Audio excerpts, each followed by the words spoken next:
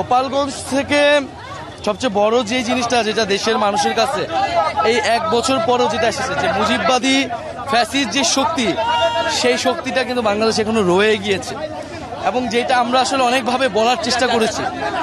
এই মুজিববাদী শক্তিটা শুধু আইন করে আপনি দল নিষিদ্ধ করলে সেটা শেষ হবে না বাংলাদেশ থেকে, কারণ এটা একটা মতাদর্শ। ফলে তার যে সাংস্কৃতিক ভিত্তি সেটা মিডিয়া থেকে শুরু করে সব জায়গায় রয়েছে, তার যে অর্থনৈতিক ভিত্তি, তার সকল ব্যবসা কিন্তু এখনো কার্যকর রয়েছে। ফলে এই শক্তিকে সম্পূর্ণভাবে পরাস্ত করতে হইলে আমাদেরকে আসলে এই লড়াইটা নানান ফ্রন্টে চালিয়ে যেতে হবে। এইটা বাংলাদেশের জনগণের কাছে স্পষ্ট হয়েছে। আর আমরা অবশ্যই আমাদের যে পদযাত্রা, সেই পদযাত্রাতে একটা ব্যাঘাত ঘটেছে গোপালগঞ্জের এই হামলার কারণে। আমাদের সেই দুইটা জেলা আমরা করতে পারি নাই। সার্বিকভাবে এটা একটা আমাদের উপরে একটা ধাক্কা তৈরি হয়েছে, কিন্তু সেটা আমরা আবার একদিনের মধ্যে সামাল দিয়ে আমরা এপিসিতে করে আপনারা নিরাপদে আসলেন, এটাকে অনেকে পলায়ন বলছে, আপনি কি বলবেন আসলে সেই সময়ের বাস্তবতাটা? আমরা সেখানে একটা রাজনৈতিক দল হিসেবে কর্মসূচি করতে গিয়েছি।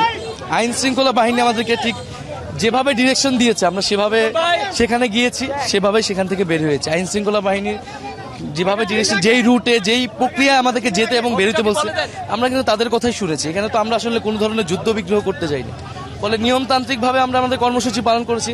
আইন শৃঙ্খলা বাহিনী যেভাবে বলেছেন, তারা যদি আরো সক্রিয় হতো তাহলে আসলে এই পরিস্থিতি তৈরি হতো না।